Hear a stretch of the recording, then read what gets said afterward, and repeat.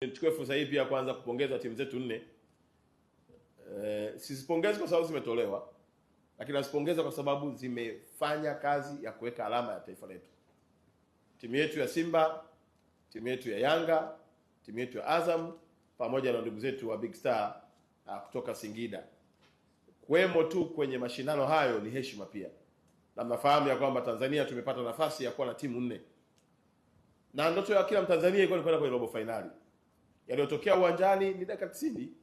Hatuwezi kuamua tofauti, lakini mimi nawapongeza kuanzia uongozi wao, uongozi wa Simba, uongozi wa Yanga, uongozi wa Azam pamoja na Singida Big Star kwa kazi kubwa nzuri walioifanya ya kufika hatua ya kupeperusha bendera na kufanya mataifa yaje kwenye nchi yetu kuja kucheza na wao, kwa sababu wasingeingia tusingepata hata hizo pesa ambazo ndugu zetu wenye hoteli, migahawa, watu wa chakula wameweza kuzipata.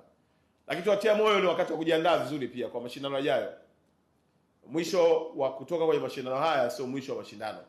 Malaki wameusoma mchezo, wameelewa mbinu, kwa ni wakati mzuri wa kujipanga kuhakikisha kwamba mashindano yajayo basi twende mpaka nusu finali, tusitoke mapema kama ambavyo imetukuta hivi jana.